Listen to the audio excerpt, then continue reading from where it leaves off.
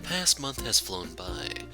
We've been preoccupied with balancing work, school, and the investigation. The bakery has been busier than ever. Business is booming, my aunt and uncle are raced to keep up.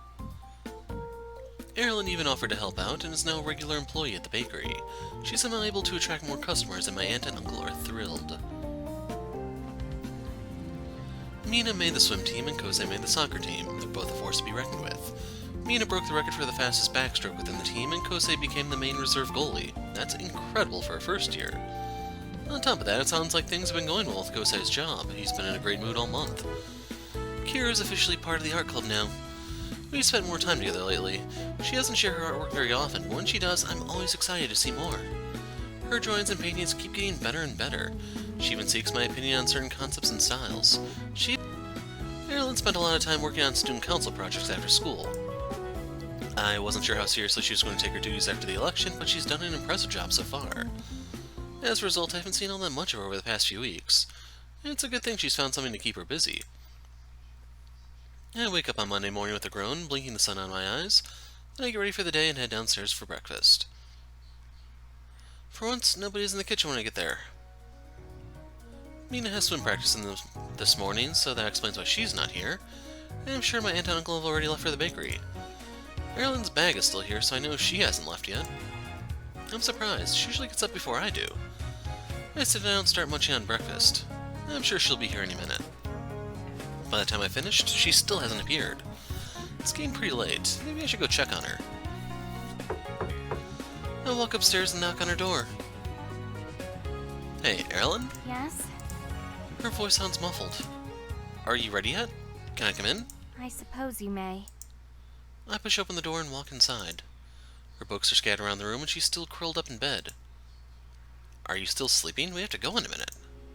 She doesn't move. Erilynn? Go without me. This isn't good. Is she sick? Are you not feeling well? What's wrong? With a sigh, Erilynn pushes herself up to a sitting position. I simply don't feel up for attending school today. It would be best if you went without me. I blink. Where did that come from? You can't skip school without a reason. I get that you'll be going back home and you don't think school is important, but you need to be there for your cover story to work. Will I be returning home, though? Huh? She turns to me. Today officially marks the 32nd day, and I'm still here. 32nd day of what? Since my arrival. Wow, has it been that long? Yes. And I'm beginning to question whether or not I'll be rescued. If those random Veldens were rescued after a month's time, why am I still here? Have my parents even noticed my absence? I cannot think of any other reason why their search would take so long. I think back to the conversation with Mrs. Tanaka. So that's what's been on Erilynn's mind. Has she been wondering about this for the whole month? Just counting down the days until her return? There's no deadline. Erilynn's putting too much pressure on herself. This isn't a race, and if it takes a little longer to return home, then that's okay. At the end of the day, she'll still end up in the same place, whether she gets there now or later. I'm sure your parents are looking for you, just as those Veldens must have had someone looking for them too. Then how is it that those Veldens returned home after a month and I haven't? I don't know, but a month's time isn't a deadline. Her brows knit together in confusion. I don't understand your meaning. Maybe those Veldens only need a month to return, but just because you need more time doesn't mean you'll never make it home. You said it yourself, you're a princess. Of course your family will be looking for you, and maybe it's taking a bit longer to find you than expected. But that doesn't mean they won't ever find you. Plus, you have me, Kira, and now Mina working on a way to get you back home. There's no chance you'll be stuck here forever. Erilynn pauses and then shakes her head. I understand what you're suggesting. However, I find it hard to believe that my family would have more difficulty locating me than whoever rescued those common Veldens. How do you know they're just common Veldens? She pauses. I suppose I just assumed they were. What if they were here on a mission or an assignment and returned home afterwards? Slowly, Erilynn nods, saying a little straighter. That is possible. We have scouts who navigate to other places. That pair very well could have been on a mission. I'm sure they were, so don't give up hope just yet. Erilynn nods more confidently this time. So, does that mean you're ready to go to school now? I suppose so. She's about to slip out of bed, then looks at me. I'll wait for you downstairs. I give her some space to finish getting ready. She meets me downstairs with her hairbrush and her uniform straightened, and the two of us begin our regular trek to school. It's quieter than normal. I'm sure Erilynn has a lot on her mind, and we're power walking to get there on time. When we arrive to homeroom, everyone else is already in their seats. I nod in greeting, Kira nods back, while Mina and Kosei shoot me a small wave. Erilynn and I slide into our desks just as the bell rings. Talk about a close call. All right, class. We have a lot to go over today, so please pay attention. The lessons start like normal. As the day goes on, I can tell Erilynn isn't entirely back to herself. She doesn't raise her hand as much and spaces out for most of our lectures.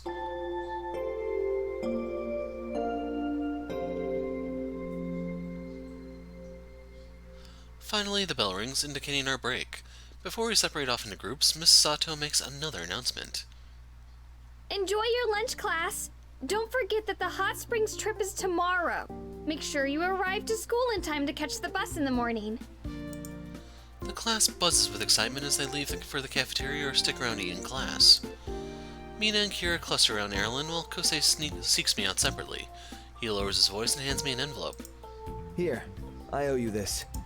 I peek inside to find the money I'd lent Kosei returned to me. Thanks for helping me out, man. With a smile, I accept the envelope.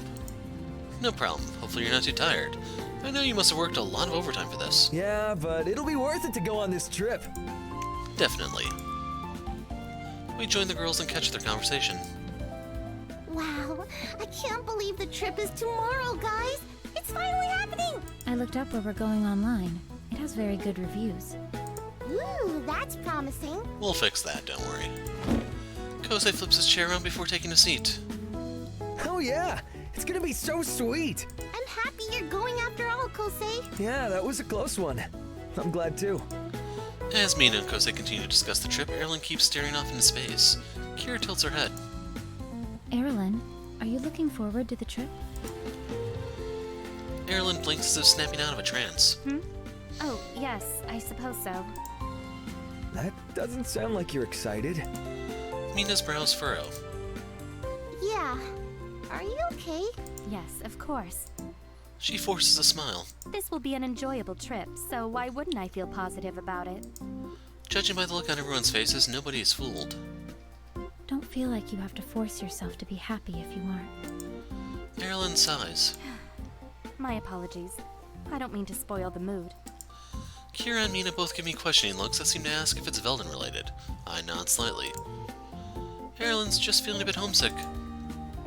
The girls nod in understanding. Kosei perks up. Oh yeah, you said you used to go to the hot springs back home all the time, right? Well, I'm sure your hot springs in Sweden were nice. The ones here are the best. How so? The water is the perfect temperature. Just hot enough to be relaxing, but not so hot to feel scalding. Yeah, that's true. Plus, the cabins we're staying in are both rustic and modern, which means we can feel like we're out in the nature and still have bathrooms. Bathrooms are certainly preferred. There will be a campfire where we can roast marshmallows and tell stories. What sort of stories? Usually ghost stories. Erilynn doesn't look entirely convinced. I feel like I should chime in with something.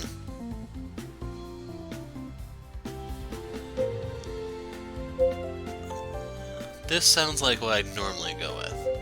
You'll have fewer responsibilities. The best part of the trip is having more freedom. We won't be in class, we'll have more time to just chill. Erilynn looks at each of us in turn and a genuine smile lights her face. After all of that, how could I not be excited? I expect this trip will be really fun. Yes, it's going to be awesome. As the group continues to chat, I pull Erilynn aside. Are you sure you're okay? Yes. Actually, I feel much better. What changed your mind? Her expression softens. I'm still worried about returning home. But watching everyone try so hard to cheer me up reminded me that I'm not alone here. You're correct. There is still hope. Erilynn seems to be more at ease, and that helps alleviate my worries. We haven't forgotten about her situation, and she knows we're here for her. The rest of our lunch goes by smoothly. I'm glad we could get Erilynn excited about the trip again. Hopefully her spirits will continue going from here. When lunch is over, we put our things away and rearrange our desks. Once everyone's taken their seats, the bell rings and Miss Sato approaches the front of the room. All right, class. Let's open our books and get started. The rest of the day goes by faster since Erilynn is in a good mood. I'm glad she's snapping back to her old self.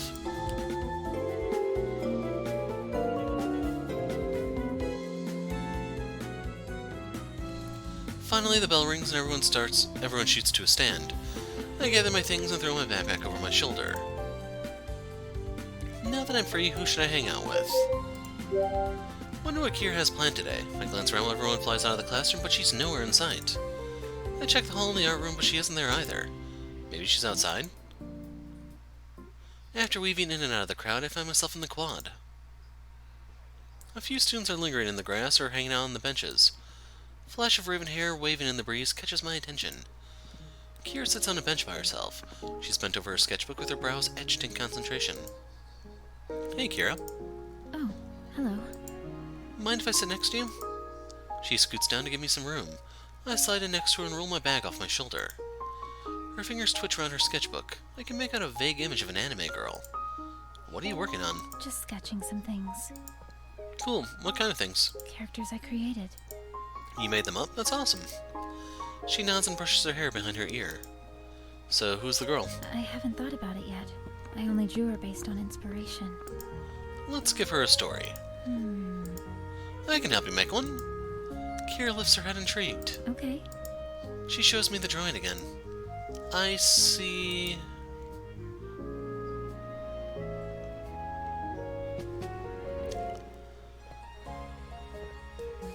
There isn't like a really good trolly one here. Someone cool and mysterious. That's a good idea.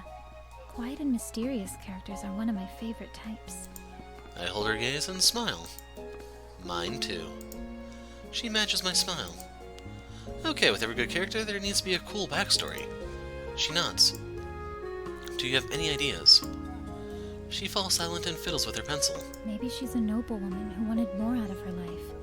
She has all these expectations weighed on her, but her dreams have nothing to do with her nobility.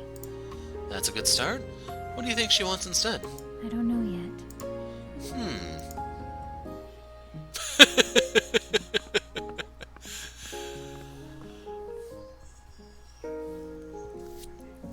Let's do it. It'd be sweet if we could throw some giant robots into the story. Kira blinks. Giant robots. Yeah, she could be a mecha pilot. Mechas include a lot of detail. It makes them difficult to draw, but it might be a good challenge for myself. Kira's pencil glides over the paper. She gives the girl longer hair and starts sketching an outfit. Some kind of modern and sleek skin-tight suit like something I've seen in a sci-fi anime. Now we need an actual story. She thinks about it. So, there was a noble woman who wanted more out of her life. Her parents thought battling robots was a commoner sport, but it was her passion. She snuck into the city late at night to participate in the battles. She became famous throughout the community, but no one knew who she was, because she was always inside her robot. We can call the story Kendo Crush. Until one day... These all suck. Why do we have to be so positive? Oh. We're gonna have to do this one. Her life gets turned upside down when her secret is discovered. Kira nods. That would certainly turn her life around. She'd need to choose between her responsibilities to her family and her newfound passion, and see if there was a way she could do both. It makes for a compelling story. The two of us continue to build the story. By the end, Kira has several sketches of our different scenarios and ideas. Creating this character together was more fun than I anticipated. I can see why you're always sketching characters now. She glances at me. You can? Yeah, it's actually really fun to create stories for people. It really is. Something about her tone makes me pause. You don't normally do this, do you? She shakes her head. I draw a lot of characters, but the majority of them don't get used. What about when you're creating mangas? I come up with the story first. She gently touches her drawing. I like this way more, though. Oh yeah? How come? She feels less one-dimensional. Understanding her motivations gives me a better appreciation of who she is. It's too easy to learn one thing about a person and assume that's who they are. She sounds like she's speaking from experience, but I wouldn't have pegged Kira as the judgmental type. And that happens often enough. Everyone begins to seem one-dimensional. I think I understand. Kira must deal with a lot of people who make assumptions about her because of her surname. She acts like it's no big deal, but that must affect her more than she lets on. Wonder if that's why she acts so nonchalant all the time. Sounds like that can be exhausting. Sometimes, but you get used to it. The worst part is how you find yourself doing the same thing they do. So, the whole thing was her story, kind of, if you couldn't pick up on the undertones, even though they were really, really overt for undertones. I see you for you. You shouldn't have to be used to it. A person isn't defined by any one thing. You're a cool, creative, and talented person, and everyone should know that. She blinks and smiles softly. Thanks. We suddenly notice how much time has gone by. There are only a few other students lingering in the quad. Kira gently shuts her sketchbook. I should probably get back soon. Yeah, me too. She hesitates. Thank you for building this story with me. Of course, maybe we can continue it together. It can be our little project. She offers me a smile. I'd like that. We say our goodbyes and go our separate ways. I begin the walk to go home. I'm glad we got to bond over something Kira is passionate about. The fact that she was able to open up and brainstorm with me makes me happy. She must feel really comfortable around me. When I get home, I head up into my room. I decide to get started on my homework. Thankfully, there isn't much to do tonight, which means I finish up early and can now relax. After putting my books away, I reward myself by playing a few games on my phone. Soon my eyes start to grow heavy. I set my phone aside and fall into a deep sleep. I was kind of wondering if there would have been a CG to go with the whole quad thing, but guess not. My phone alarm blares and wakes me up bright and early. Immediately I roll out of bed. Can't be late for the hot springs trip today. Once I gather my belongings, I make my way downstairs. Mina and Erilynn are already seated at the table, and Timiko sets down breakfast when I walk in. Good morning, sweetie. Morning. Do you kids have everything you need for your trip? Erilynn nods while Mina grins. Yep, I'm all set. Me too. Wonderful. I thought it would be nice to drive you to school today. That way, you don't have to walk and carry your luggage. That would be great. Thanks, Mom. Thank you. That is very kind. Yeah, thanks, Aunt Emiko. Of course. So we don't have to risk losing our towel, because everyone knows... Well, you know the rest, because everyone knows it. We finish eating our breakfast and Aunt Emiko drops us off at school. Have a great trip. She gives us each a hug and then departs. We follow the crowd and file onto the buses. Kira already sits in one of the seats and Kosei sits across from her. After greeting everyone, Mina and Erilynn squeeze in beside Kira while I sit next to Kosei. Once everyone is accounted for, the bus roars to life and we're on our way. Excited gossip and conversation breaks out across the bus, but I'm still exhausted from getting up early. I lean my head against the glass and quickly fall asleep. Someone shakes me awake. Hey, wake up! Go away. I groan and squint through a bright ribbon of sunlight. With another blink, I see Kosei's grinning face. Finally. I sit up and rub my eyes, then I follow everyone off of the bus. I am greeted by a beautiful forest. Giant trees surround the area and flowers sway in the breeze. There's a row of wooden cabins and a building where I assume the reception area is. 2 rangers greet Miss Sato and the other teachers. Class, these rangers will show you to your cabins. You'll have time to explore before the first activity, and afterwards you'll be free for the day. We'll meet here for class. Don't be late! A male ranger leads the boys to the boys' cabin, and a female one leads the girls. Kosei and I follow our ranger to the cabin. Bunks lean against the wooden walls, and large windows surround us to let the sunshine and cool breeze inside. The cabin has a rustic and cozy atmosphere, and I can tell we'll be comfortable staying here. Other students file in and claim their spots. Kosei and I gravitate to the beds in the corner. Since we have some time, what should I do?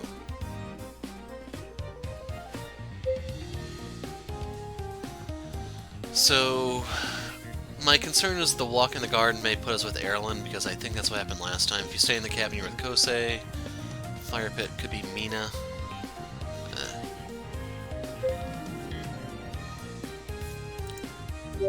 Let's hope we run into Kira instead. The garden sounds like a good place to relax.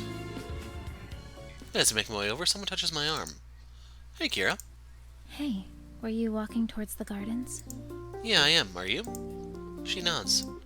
Looks like we had the same idea. Cool, wanna head there together? Sure. The two of us walk side by side following the footpath. Colorful flowers bloom all around us, and the trees sway with a gentle breeze. It all feels very peaceful. Something zips close to my ear with a low humming sound. I turn to see a hummingbird. It hovers near Kira's face before zooming away. Got pretty close.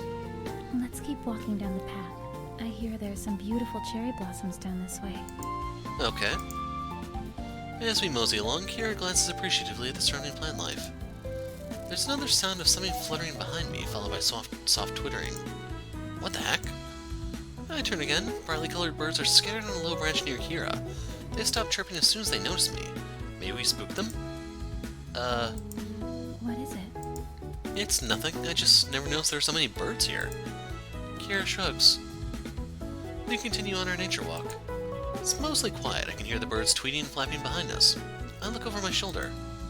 Wow, there are a lot of birds around here now. Guess the flowers and trees here are really nice. Or this is the beginning of a Hitchcock movie. I keep up with Kira's pace. There's a flash of gray as something jumps out in front of her. It's a squirrel and it dives for a nut close to Kira's feet. Aw, it's pretty cute.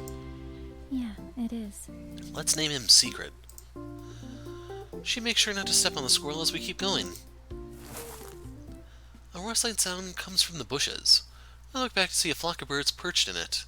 The squirrel is there too, as well as two chipmunks. We'll call them Chip and Dale, and then they also have a bunny nibbling on some berries. We'll call him Thumper. There are a lot of animals now. This is getting strange. What is going on? First the birds, now all these other critters are here, but for some reason Kira doesn't seem bothered by it. Isn't this strange? Where did all these animals come from? I'm not sure. It's a garden, so there are a lot of animals anyway. I suppose that's true. I think I see the cherry blossoms in the distance. The two of us continue on the path. Luckily, the walk isn't much further. We eventually come to a beautiful field of bright pink trees. These must be the cherry blossoms she was talking about. A small smile graces Kira's lips.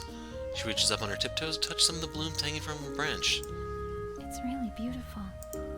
Yeah, it is. Suddenly, a loud shuffling in the bushes disturbs us. When I look up, a deer emerges in the distance, flicks its ears, and watches us. You know who that is. What the heck? Now there's a deer? The birds have also returned. They sing above us in the fluffy pink trees. Meanwhile, a squirrel is clinging to a branch nearby. I spot a few bunnies slowly coming into view from the bushes, and the chipmunks scurry out as well. Okay, this is weird. Why are there so many of them? This is crazy! Have you ever seen so many animals before? Yes, we're in nature. The deer tilts its head from far away. Its eyes seem to be boring into my soul. The birds flutter closer. Even the bunnies hop around near Kira's feet as if they're happy to be there. Are you Snowy White? Kira, you didn't tell me you were a Disney princess. Disney princess? I gesture to the animals crying around her. Next thing I know, they're going to follow us home and do all our laundry. Maybe even help her bake a cake, who knows? Isn't this strange? I don't know. I always notice animals around me. But it's weird how many are here at once. Especially a deer. They're typically really shy and bolt at the slightest noise. She blinks surprised. Oh, well, I don't know. It's all very odd, but I think I can see where the animals are coming from. It must be because of your demeanor. You're so calm and gentle. The animals probably show themselves because they feel safe around you. Really? Yeah, I feel it too. Kira smiles slightly. Her cheeks color a soft pink before she glances away. I'm sure it's because they can sense harmful intentions and we don't have any. You might not. I think it's more than that. I've never had animals follow me around the way they follow you. Kira glances at the woodland creatures, her face softening. It must be luck. Seems like you like them as much as they like you. She nods. I've always felt at peace among the animals. They don't care who you are, as long as you're not a threat. That's true. They don't judge people the same way people judge people. Kira takes a small step closer to the deer, who remains in place, watching her intently. Carefully, she extends a hand. I hold my breath as I watch the deer pause, its ears flickering. Then it slowly comes closer, sniffing her hand, before standing still. With a smile, Kira gently pets its head. She really is the animal whisperer. How did you do that? Do you want to try? Yeah? Slowly and carefully, she talks me through the motions. You just have to be calm and patient. Her cool composure and quiet confidence is strangely soothing. It makes me want to be around her too. A small blush touches her cheeks when she takes my hand and holds it out for the deer. I try not to think about her touch and remain focused, but my mind keeps slipping. Her hand is smooth and warm and so soft. The deer tenses. It doesn't approach, but doesn't dart away either. It's not working. Just wait. I wait a little longer, but I feel my frustration increase when there's no change.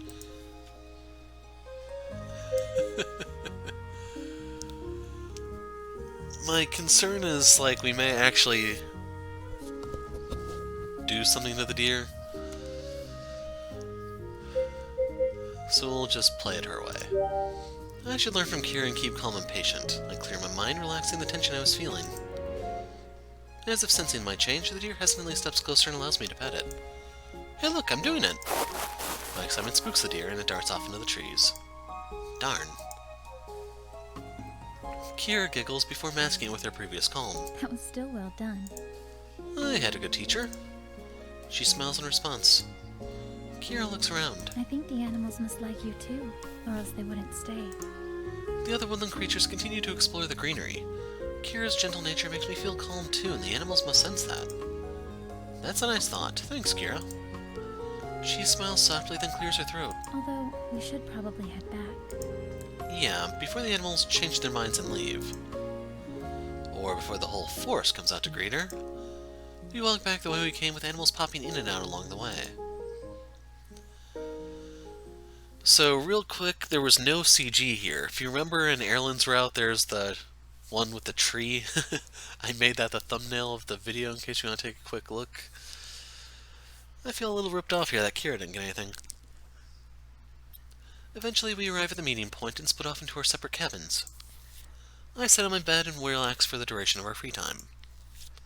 Soon it's time for our class activity. I grab my notebook and a pen and meet the rest of my class. Miss Sato takes us down a path through the forest and talks about the natural ingredients found here for medicine. It's definitely useful. Who knows when you can need the stuff? After we finish identifying all of the helpful or poisonous plants in the forest, we're free to enjoy the evening as we wish. I head down one of the campsite's paths to pass the time. It's nice to get away from town and just appreciate nature every once in a while. Soon the daylight begins to fade. Better turn back before it gets completely dark. By the time I'm back, the sun has disappeared behind the trees and the campsite is buzzing with excitement. I can see a few fires flickering in the dark and hear students laughing nearby. As I walk past, I spot Mina and the others sitting in front of the campfire. She waves to me and I head over. Hey, cuz. Hey. As I get closer, I see the rest of the group is already circled around the fire pit. The campfire is cozy as orange and red light flicker across their faces. I sit down between Erilynn and Kira. We were looking for you, but you weren't in the cabin. Yeah, I went for a walk. What are you guys up to? Kosei grins and rips open a bag of marshmallows. Making s'mores! You got here just in time. Nice. Erilynn studies her marshmallow and the graham crackers, looking uncertain. I don't understand how this works. How what works? This thing. She holds up the ingredients. Don't you have s'mores in Sweden? What's a s'more? It's some more. Some more what? S'mores. Mina gives me an impatient look. It's a sandwich made of graham crackers, marshmallows, and chocolate. Erilynn brightens. Oh, a sandwich? Before she can make one, Jiro, Daisuke, and a girl I vaguely recognize stop at her fire pit. Hi, Erilynn. Erilynn looks up and brightens. Oh, hello, Sana. Would it be okay if we join you? No, go away. Of course. Thanks. All three of them take a seat and the girl smiles at us. I'm Sana, by the way. I'm on the student council with Erilynn as your student body president. Wow, the student body president is hanging out with us?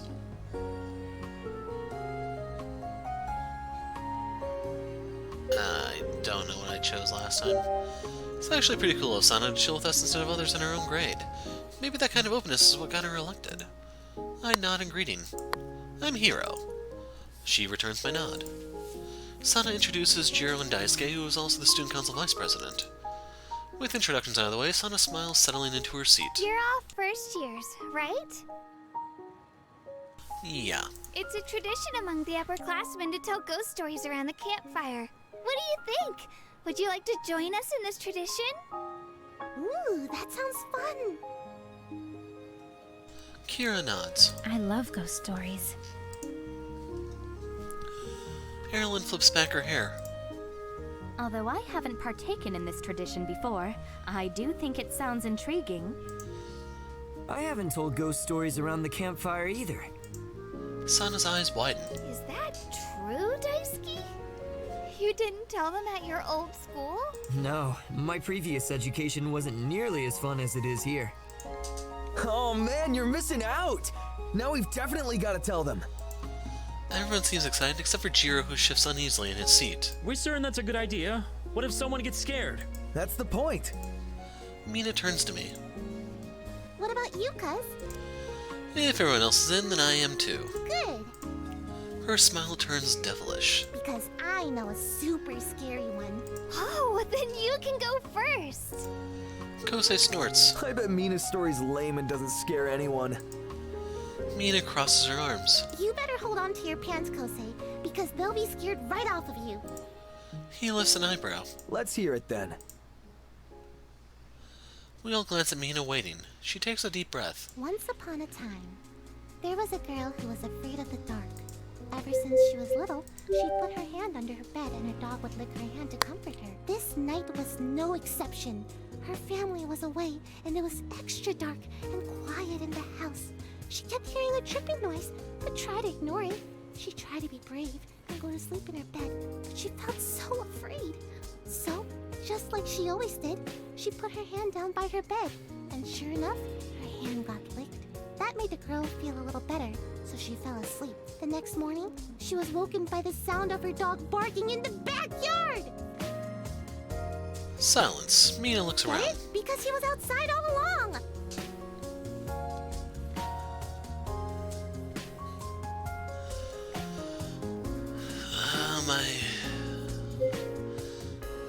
Let's go with this one, because I think I did this one last time. She did screw up the story. There are a lot of holes in the story. I mean, couldn't the parents have left the dog out in the morning when they got back? Mina crossed her arms. They aren't back yet because they were out all night. You didn't include that in the story, though. It's obvious. The whole point is that the dog was never in the house and something else licked her hand. Scary, right? I don't think that counts as scary if you have to explain what's scary about your story. I only said it because no one seemed to understand, right? Everyone awkwardly refuses to make eye contact. Kosei laughs. We got it. It just wasn't scary. He folds his hands behind his head, looking smug. I could do better than that. Mina shoots him a look. I'd like to see you try. Sure. Listen up. He clears his throat. There were two girls who lived together over a bakery. One night, the two went out to a birthday party. One girl forgot to bring the cake, so she went back into the apartment to get it. Without turning on the lights, she walked in and grabbed the cake off the counter. Then she went to the party. Later that night, her roommate got tired and went home early to sleep. The girl ended up having too much fun, so she stayed over at the birthday girl's place. The next morning, when she returned home, there was tape around the house and police patrolling the area. She tried to go inside, but the officer stopped her, saying there was a murder. She insisted that it was her roommate and she had to see, but the police wouldn't let her go in. They said it was far too gruesome. She didn't care and pushed past them. And when she walked in, she saw her roommate covered with a white sheet. But on the mirror, covered in blood, was the most horrifying sight she ever saw. In fact, she was so scared that after one look, she fell over, dead. Kosei pauses. Erilynn leans forward in her seat, completely immersed in the story. What was it? It was a picture of Mina! What? Confusion ripples across the circle. Everyone stares at him dumbfounded. Kosei smirks. See? It's so scary you're all speechless. We all agree. We're speechless because it makes no sense. Kosei shrugs. Makes a lot of sense to me. No, it doesn't. Why would you even put me in your story? Because you were the scariest thing I could think of. Mina's face twists into a snarl. I'm not scary. Kosei leaps back in his seat with a yelp. Ah! See? Terrifying!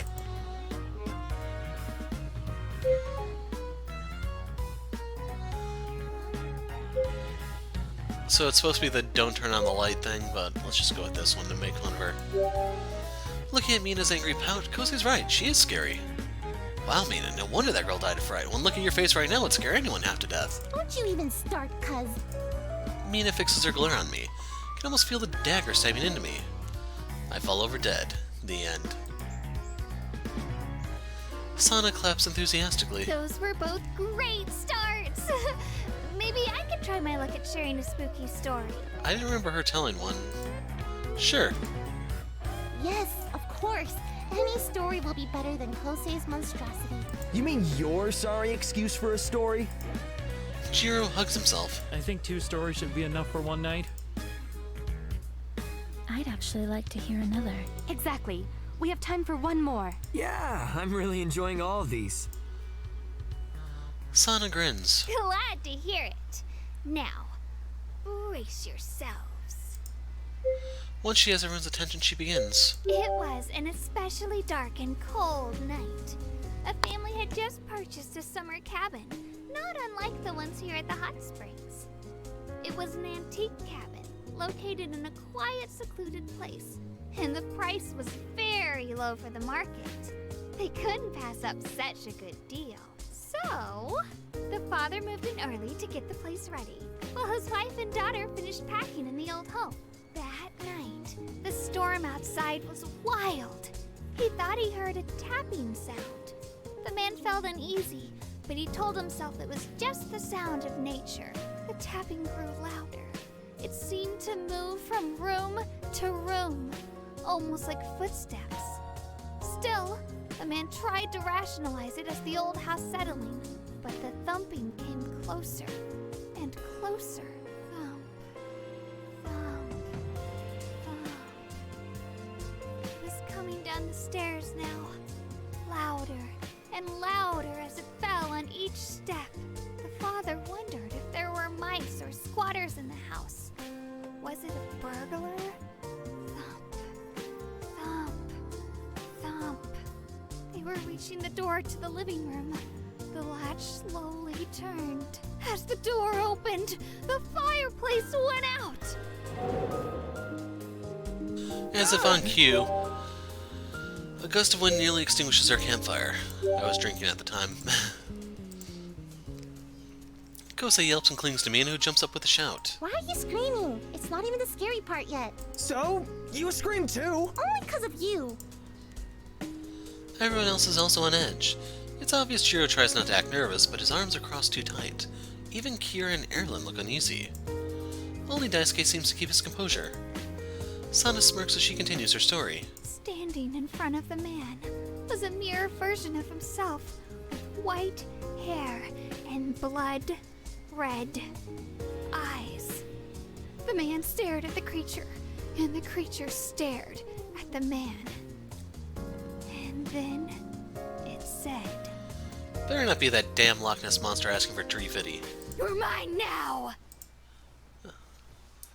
Still could be the Loch Ness monster, you don't know for certain. Sana leaps up, her face in a snarl and her hands stretched into claws, reaching towards us. Someone suddenly latches onto my arm. I look over to see Kira. She holds onto me in a death grip, her eyes wide while the rest of her face and body language doesn't give anything away. If I didn't feel her holding onto me right now, I would have never realized she was so scared. She must feel my eyes on her because she looks up. She glances at her hands around my arm and a soft blush burns into her face. She must be pretty scared if she's clinging on to me like that. I try to comfort her by folding my arm around her small shoulders. Don't worry, Kira. I'm here for you. Kira tenses. She wriggles out from my grasp, still slightly flushed. Thanks, but I'm fine. I'm sorry for clinging to you like that. Oh, it was no trouble? Disappointment settles in my gut. Maybe that was too much. Hey, let go already. And out of curiosity, let's do the other route. Okay, hand over hand. I place my hand over hers. Kira glances down at her hands. Her blush burns a little darker, but I notice the flicker of a smile. I smile back, give her hand a squeeze. She squeezes back. To my surprise, she doesn't make a move to pull away. I feel her fingers against my skin, her expression soft. My heart flutters. She's really cute. Hey, let go already. Huh? Kira and I jump apart. We turn to see Kosei clinging to Mina like a lifeline. Her arms are wrapped around her head, or his arms are wrapped around her head, which is tucked securely into his chest. Mina flushes and tries to get away, but to no avail. said let go! But Kosei shakes his head. No way! I am never letting go! Laughter puffs out at me. Oh, you never want to let go of Mina, huh? The two of them freeze. They glance at each other and then jump apart. It's about time you let go. She huffs and strains her shirt. Kosei scoffs. If I'd have known it was you, I would have let go ages ago. Who else would it have been? I thought you were him! He gestures to me. Mina's mouth pops open. What? How could you make that mistake? Yeah, I'm not a tiny little hobbit. What gives? Because I grabbed onto a bicep and it had a lot of muscle. I didn't think it could belong to a girl. Mina flushes scarlet. What? The two continue to argue back and forth like an old couple. After the excitement quiets down, Sano is about to finish her story when Misato interrupts. I hope everyone has enjoyed their evening. Lights out will be soon, so everyone should head back to their cabins. We've got an early start tomorrow. I don't know whether I'm disappointed or relieved to miss the ending. Sano offers a smile. This was fun! Great stories, everyone! I'm sure everyone liked the one with the Loch Ness Monster. Yeah, definitely. That's a really, really old South Park reference, so a lot of people may not actually get it. We help put out the rest of the fire and say our goodnights, still feeling uneasy from Sano's story. Jiro sticks by Daisuke's side like glue, while Kira, Mina, and Erilynn trail together towards their cabin. Kosa and I return to our cabin and get ready for sleep. We slip off our shoes and then jump into bed. It's always weird sleeping in a new place, and Sano's story didn't help. I toss and turn before eventually falling asleep.